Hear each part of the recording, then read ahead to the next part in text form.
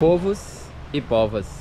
No episódio de hoje eu quero falar para vocês como é mais difícil viver na e da floresta do que parece. Se liga aí. Existe um dado que é muito constante. As pessoas que vivem relativamente próximas às zonas urbanas na Amazônia, elas tentam a todo momento vir para a zona urbana. E só quando malogram, não dão certo, que voltam para a zona rural. E aí eu lhe pergunto, mas viver na floresta não é tão bom, não é tão sadio, não é o sonho das pessoas? E por que elas fazem isso? Viver na floresta não é uma coisa fácil. Imagine que todo o seu sustento você tem que tirar da floresta. Quando a gente fala de Amazônia, a gente está falando que o ribeirinho tem que tirar da floresta o peixe, que normalmente ele tira do rio, e também mantimentos que ele pode tirar de uma plantação de açaí que ele tem, ou se ele faz um roçado de mandioca, por exemplo. Isso significa que se ele tem que tirar seu próprio peixe, plantar seu próprio açaí ou a sua mandioca, não existam mercados por perto. Mas ele não vive sozinho como regra. Por que eles não vivem sozinhos? Porque existe uma figura na Amazônia que é a figura do atravessador. E essa figura é um tanto ambivalente. O atravessador é o que faz o transporte de uma mercadoria, de um produto natural obtido pelo extrativista, como o açaí, e leva para um mercado varejista. Então esse atravessador é visto de forma ambígua, porque ao mesmo tempo em que ele explora o extrativista pagando o menor preço para ele também é a única pessoa de fora que leva produtos para esse extrativista, muitas vezes num sistema de escambo, como acontecia no Brasil colônia. Então tem determinados produtos necessários à sobrevivência do ribeirinho, do extrativista, que ele só consegue com atravessador, e é esse mesmo atravessador que pode explorar ele. Os amazônidas não estão sujeitos só a esses atravessadores que às vezes beneficiam e às vezes os prejudicam. Estão sujeitos também a agentes que atuam na ilicitude. Estou falando do grande narcotráfico. Lembre-se que a Amazônia ela faz fronteira com outros países também amazônicos. Países estes produtores de cocaína para o mercado internacional. Eu estou falando da Bolívia, eu estou falando da Colômbia e eu estou falando do Peru.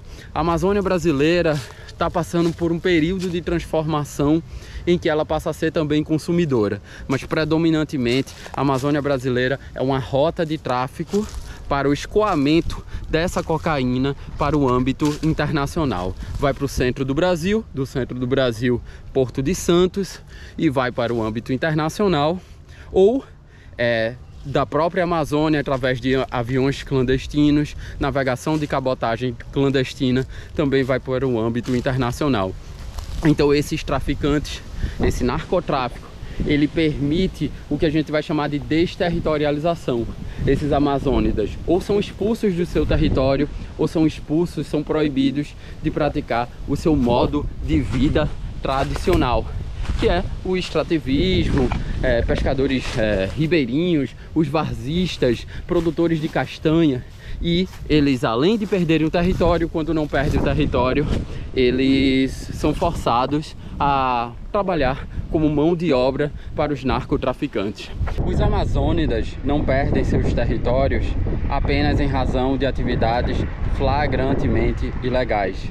Eles também perdem seus territórios em razão da autorização de megaprojetos que são feitos em nome do Brasil. Eu penso nas grandes rodovias como a Transamazônica da ditadura militar, ou a BR Belém-Brasília, ou também a BR Manaus-Porto Velho, que forçaram com que essas pessoas que viviam nesses locais há muitos anos tivessem que sair desses seus locais. Pense também em grandes hidrelétricas, como a de Tucuruí e a de Belo Monte, ambas no Pará. Cansei. E essas hidrelétricas, o efeito delas é, em um primeiro momento, desterritorializar pela retirada, porque essa área vai ser alagada. Desterritorializar também porque esses rios que tinham uma determinada vazão e eram propícios para a navegação e a pescaria, não tem mais essa vazão. Então alguns peixes não existem mais nesse rio e alguns desses rios, alguns trechos, não são mais navegáveis. Pense também nas extrações de minério de ferro que existem na Amazônia, todo tipo de minério, né? Eita, ai, ai. E melhor por aqui. Essas extrações são feitas com autorização do poder público. Muitas delas são feitas com autorização do poder público. Só que temos que utilizar um conceito para entendê-las, que é um conceito trazido de Michel Foucault, que é a chamada gestão dos legalismos. Ou seja, essas grandes mineradoras, elas formam grandes grupos de pressão que fazem com que o Estado desrespeite alguns parâmetros legais de forma escamoteada para autorizar os seus serviços. Como, por exemplo, se temos um projeto de assentamento e a mineradora X, que é essa terra desse projeto de assentamento, um dos critérios é verificar se esse projeto de assentamento desse PA, ele está ocupado ou não. Então, se é notório que ele está desocupado, o poder público não precisa nem ir lá fiscalizar essa ocupação. É só haver um registro no procedimento administrativo que esse PA está desocupado. O poder público não vai fiscalizar, já que ele tem uma justificativa jurídica, e portanto ele concede essa terra, que em geral do PA é uma terra pública, para essa grande mineradora. As pessoas que moram nesse projeto de assentamento, nesse meu exemplo, elas vão sofrer desterritorialização e certamente serão cooptadas por essa mineradora para trabalhar no próprio garimpo.